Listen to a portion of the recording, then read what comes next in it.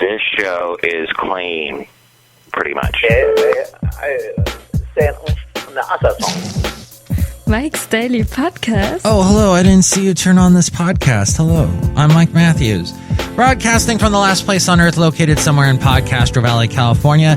Today we hear from Benita, the Disgruntled Fiddle Player, the Brewmaster, plus it's the return of the much-loved feature, Do You Know Dat, where we look at some very helpful health tips that I've extracted from various publications from all around the world to help you. Mike's Daily Podcast. And we'll look at an interesting story that's happy news. Mike's Daily Podcast. That you probably won't hear anywhere because people don't like to tell you good things. They just want to tell you about stuff that stings and makes you angry and mad and go, oh no, what's happening to this planet? Janet, damn it. Saying these lyrics was a gamut. Mike's Daily Podcast. And I have to say that there's something new that I didn't try until today. Mike's. And that is Daily. Did you know podcast Starbucks sells tea? Yeah! I had no idea. I always went and get the blendeds and the mochas and all those bad things for you. But iced tea, they have iced tea that's fantastic and delicious and wonderful. And I only found out because I'm part of the Starbucks club. Yes, I am one of those. I bleep that just because it's a word that not everyone appreciates. So it is interesting, though. They sent me a 25% off code, which expired yesterday, and I used it, and I got a tea, and it was delicious. And the lady at the Starbucks that served it to me was very pretty, and I don't think she knew she was pretty. And I don't think she listens to this podcast, so I can't tell her through the podcast that she's pretty. I should have told her in person, I suck. On today's podcast picture, there's a picture of me with Basil the Boxer. This was when we went on this really cool hike in the Dublin Regional Park. It goes along the hills there between Podcastro Valley and Dublin. And we took a picture together, Basil the Boxer and I. And I noticed in this picture, you know when you look at pictures of yourself, you see every little blemish. And I looked and I said, oh my gosh, what has happened to my nose? I used to have a really cool little petite nose, and maybe I boasted too much about my nose over the years, because now it's turned into this thing that belongs on Mr. Potato Head. I'm turning into Mr. Potato Head. I got the bald head. All I need is some bigger ears and a cool hat. But I'll get to that because they say that, you know, you stop growing. At a certain age, you stop growing taller, but your nose and ears keep growing. Lovely. Oh, look, it just walked in. Hi, Mike. It's Benita, the rodeo queen. How you doing? Hey, this is Disgruntled Fiddle Player. Tell you what. What? I heard that yesterday. The Brewmaster, Floyd the Floorman, one of those people with the in their name. Go on. John Deere the Engineer. I'm the Disgruntled Fiddle Player. What's up with all the cast names in this show? The cast member names? Well, you know, I like the article the. Continue. Yeah, well, I heard that Floyd the Floorman pushed a family into our duck pond that's outside here, the last place on earth. Yes, that certainly happened at the end of yesterday's show. I don't know what got into him. Oh, yeah, that's what he said. He said that there was a family in his way, and he had to push them out of the way so he could...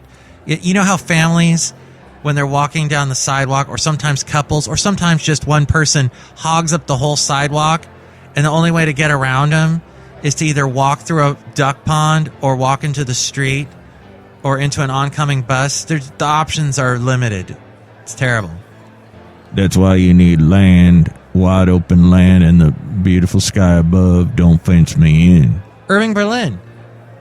Are you gay? No, I like Irving Berlin stuff. Yeah, so do I. Are you gay? As in, am I happy? Circa 1950, because that's when they used that adjective? Yeah. Good. So, yeah, that's what happened. And then also in a previous show, the Brewmaster And you were talking about Selena Gomez the last time you guys were on. And Brewmaster made a Selena Gomez root beer and got slapped with a copyright infringement from Disney. You know what? Are you guys supposed to be on today? What are you talking about? Wait, Shelley Schuhart, was she on yesterday's show? Oh yeah, because of Floyd the Foreman. Excuse me, I'm confused. That's okay, Mike. I get confused all the time. So much stuff whirling around my head, and I got this really high hair. Yeah, it is. I don't even know how you keep that Stetson on top of that. It's difficult. But she beautiful, isn't she, Mike? Yeah, Benita is truly delightful. Oh, look who just walked in. Hello there, Mike. I make the oat beer. I'm the brewmaster. Brewmaster, what kind of root beer did you make today? Well, I made a great root beer in honor of Benita, the rodeo queen's hair. And it's so beautiful, I could touch it. And you made a root beer dedicated to her hair. That's right. Please don't tell me that it's made from her hair. It might be. What do you can't drink hair. It's disgusting. Why would you bring that up, Mike? You didn't bring it up. I brought it up because I made the root beer about it. Oh, yeah. Well, I'm not going to drink this slop, whatever. That's fine. Hey, I need to use the bathroom. Do you want to go in there with me? What kind of question is that? No. In fact, I agree very much with this Jimmy Fallon thank you notes book, which I pulled out of the dusty shelf that I have, pulled off of it, took it off, whatever the proper verb sentence thing to say. I was talking about that yesterday. He has this book. He does this thing called thank you notes, or he used to back in 2011 when this book came out. And one of the thank you notes he writes is, "Thank you, guy who uses the urinal right next to me, even though there are literally 10 open urinals. Why not put your arm around my shoulder while we're at it? Maybe we can reach over and flush each other's toilets. You know, just a couple of synchronized pee pals. Thanks."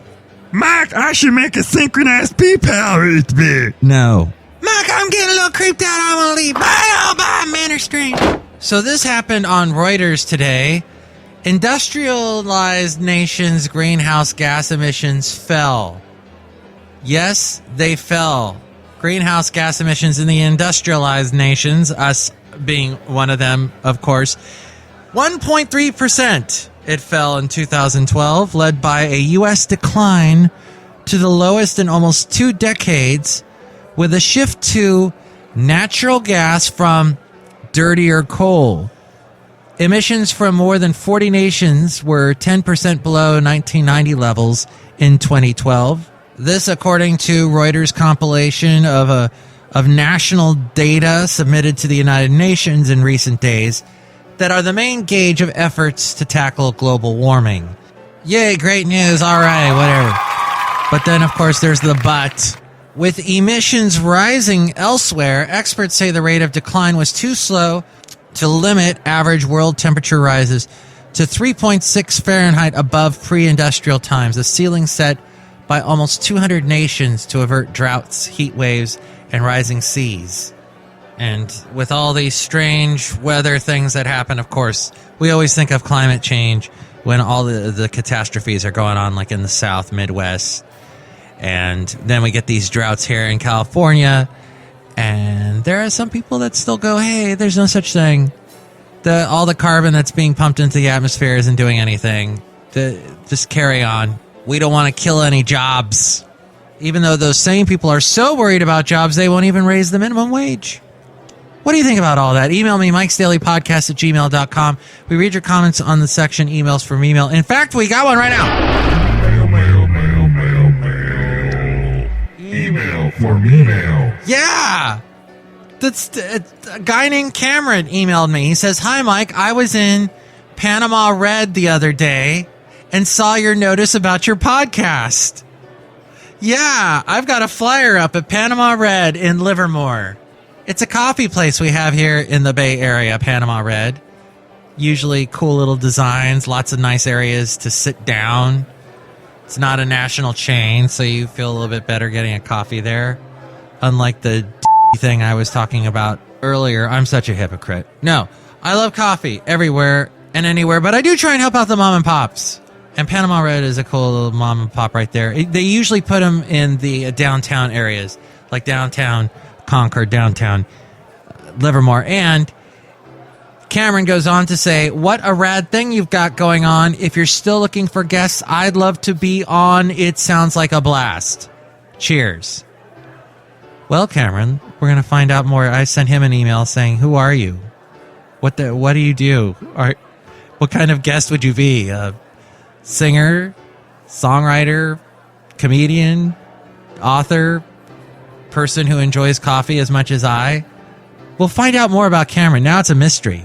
I want to know what Cameron does. So we will find out. Oh, and I love how he ends his email with cheers. A lot of people doing that lately, right? Are you doing that? Most people are. Most emails I get end with cheers. And all it does is make me think of the TV show. Or makes me think you're Canadian.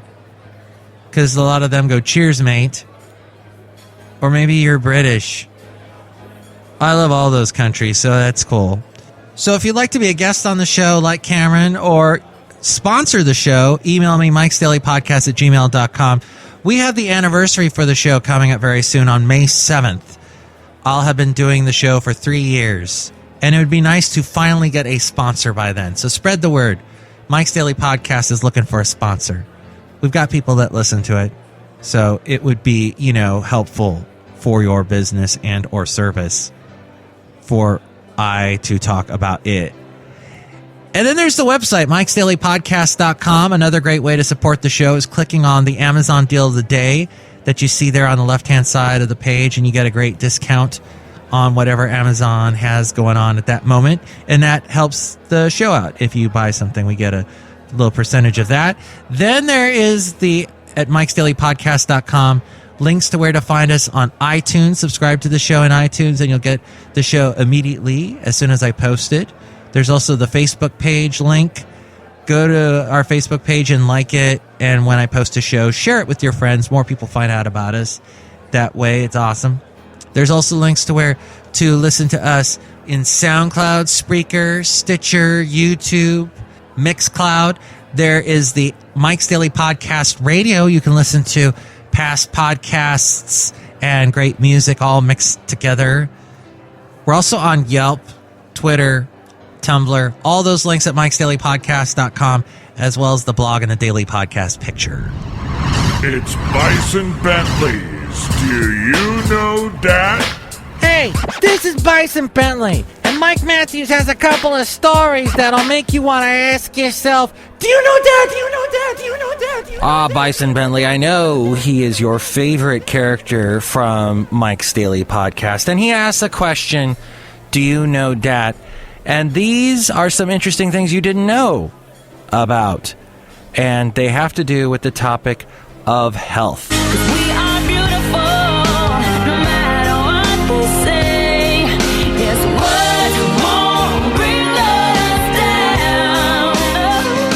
Oh, Christina. Well, don't doubt yourself. You are beautiful no matter what they say. According to Christine Ferguson, a spiritual coach, speaker, co-author of The Power of the Platform Speakers on Life, and this from the magazine Health. For a long time, she says, I felt inferior. If someone told me I wasn't good enough, I believed it. Then one day my boss at the time advised me to own my role by acting more like one of my colleagues. And I realized I don't want to be like someone else. To accomplish your goals, you have to stop comparing yourself with others. They have their brilliance, you have yours. Only then can you see what you truly have to offer. When you come from your own, and when you come from your authentic self, you no longer place your power in someone else's hands. I just thought you should listen to that. When you come from your authentic self, you no longer place your power in someone else's hands. Thank you, Christine. I'm going to try and remember that. Don't cry out loud. Just keep it inside and learn how to hide your that's not a good idea. Bad mood, go ahead and wallow. This according to health.com, also from the magazine Health. Next time life gets you down, don't put on a happy face, says psychotherapist Tina Gilbertson, author of the new book, Constructive Wallowing. Quote, when we notice a difficult emotion, we often distract ourselves by eating or, if you're a woman, buying stuff. To be more positive, first you got to let yourself be mopey. The only way out is through. And since this is a magazine, that's directed towards women, it says, that's right, crying, punching your pillow, and screaming are all healthy ways to deal. Just don't kick the cat.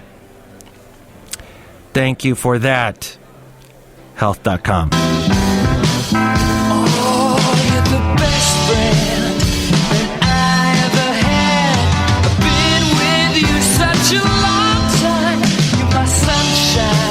This, also according to Health.com, I subscribe to the magazine Health, as I've mentioned on the show before, and I'm comfortable with that.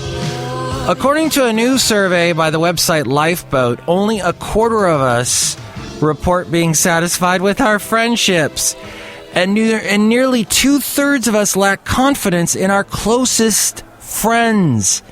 Instead of more connections, the poll shows, we want deeper ones. Andrea Bonnoir, the PhD adjunct professor at Georgetown University and author of The Friendship Fix, offers these tips. Share something you're embarrassed about or that's been eating at you with your friend. This shows your pal that you trust them and want support. Also, try creating a standing date for a night out, like drinks the first Thursday of the month or brunch every other Sunday. This way, the plans make themselves. Once again, this is geared towards women. Maybe men aren't going to get brunch with each other. For further explanation, watch How I Met Your Mother.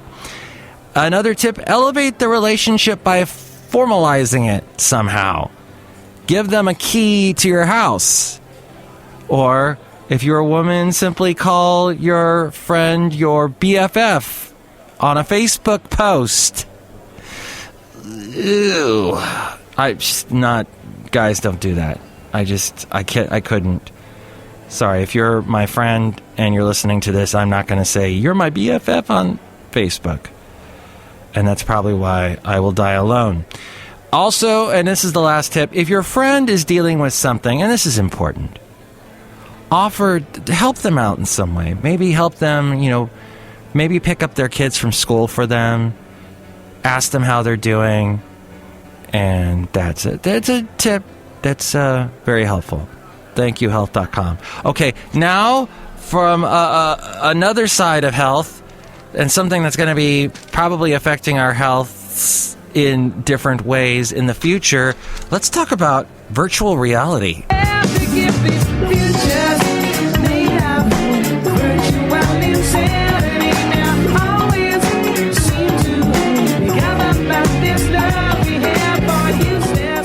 Jamiroquai, and one of the craziest videos, still one of the craziest music videos ever. Facebook recently dropped $2 billion to purchase headset maker Oculus VR. Yes, VR stands for virtual reality. That signals Silicon Valley's love affair with so-called immersive technology, according to John Chase in an article he wrote for Entertainment Weekly. And true believers swear the latest round of devices will soon transform the way we consume entertainment, from video games and movies to concerts and live sports. Consumers old enough to recall the great VR fizzle of the 90s remember Nintendo's Virtual Boy. But according to VR consultant firm Next Gen Interactions, Jason Gerald, quote, it was way oversold. Hollywood made some great movies about it, like Lawnmower Man, maybe, and got people excited, and then they tried the actual experience and it just didn't hold up. Now this time, things should be different. The tech actually works. Oculus Rift is a snazzy piece of hardware, a sleek, comfortable, state-of-the-art headset with a high-definition screen that completely fills your field of vision, it says. Look up or down, even turn around, whatever you see reacts seamlessly. And that's just one of several high-profile consumer VR devices racing to be first out of the gate. Sony has a PS4 peripheral dubbed Project Morpheus. And companies like Sixth Sense are working on VR joysticks and controllers. The first consumer versions of VR will be video game based, and even those won't hit for another year. But already, there are dozens of existing titles that are being ported or translated for use with VR headsets, including big blockbusters like Battlefield 3. The Rift's hardware is open source, meaning third-party developers are able to experiment and work cooperatively to advance the technology. In the eyes of the VR industry, however, repurposed content is not the goal. Nate Mitchell, the VP of product for Oculus, says ported games aren't what VR is about. We're working with content creators, whether they're game developers, movie directors, or even musicians, to discover what the future looks like. Now, in February of this year, visual tech company Condition One released an interactive trailer for a 3D VR documentary for the Rift called 0 Point. And just last week, which was actually, this is a recent issue of, I don't know when this is. This is fairly recently, though. Jaunt unveiled what it calls Cinematic VR, which is 360-degree video shot using its homebrewed high-tech gadget, a futuristic-looking ball with an array of microphones and 16 cameras tucked inside. British production company Framestore, which just snagged an Oscar for special effects in the movie Gravity, demoed a Game of Thrones-themed VR extravaganza at this year's South by Southwest Festival. Now, that display required monumental levels of computing power from an arsenal of servers, so we're not going to see that kind of experience in our living rooms anytime soon. Industry experts say it could take a decade before we all have headsets on our coffee tables. Will I be running out to get it? Did I run out to get my 3D television? No. Am I sad I didn't? No.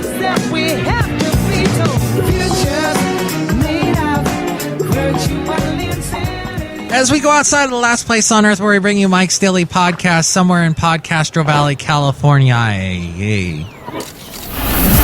And here's today's podcast picture. The picture is of Basil the Boxer and I, and it's the one where I was looking at it and going, oh my god, my nose. So you see that? Oh, and Basil's ears are hilarious. They're up, sticking up, and it's the wind that's blowing it up in the air, and the camera just caught that when they're flapping in the wind. It's an amusing picture. Look at it now at MikesDailyPodcast.com. Mike, I want to tell y'all that I love my hair the way it is. I don't like it when the wind blows and makes it all completely discombobulated. Did you just say the word discombobulated? Yeah, Mike. That's funny, because I thought I was the only one left on the planet that still said that word. I don't know what it means. We could look it up in either a book or some sort of electronic medium. No, that's too scary. I agree. Let's just make up our own meaning. Sounds good. I think it means someone that's tired of James Franco movies. Oh, okay. I'm not. You're not? You like his stuff? Yeah, he's dreamy. Benita, we had this conversation. James Franco don't like women. Yeah, he does. He likes them really young. Well, I knew there was something about him. I don't look at the newspaper ever. Okay, that's good to know. Tomorrow we will bring you the return of the segment Into an Interview, where we will speak with a band that is cool and awesome. It's got a female lead singer that plays the violin, and they rock. They're called Everyone is Dirty, which is so true. That's why we need to push them all into the duck pond. Mark, don't do that. That's where I do my best hunting. Hunting? Hunting. Uh-huh. Yeah, I think it's great we have a duck pond. The ducks are sure quiet, though. Yeah, they are. They don't want me to find them. You're scary. Mike's Daily Podcast is written and produced and performed by Mike Matthews. His podcast is super easy to find. Download or listen to his show and read his blog at MIKEs-DAILY-PODCAST-Health-4-30-14. Email Mike now at mikesdailypodcast@gmail.com. See you tomorrow. Bye! Mike, I just figured out we don't have a bathroom. Oh, God.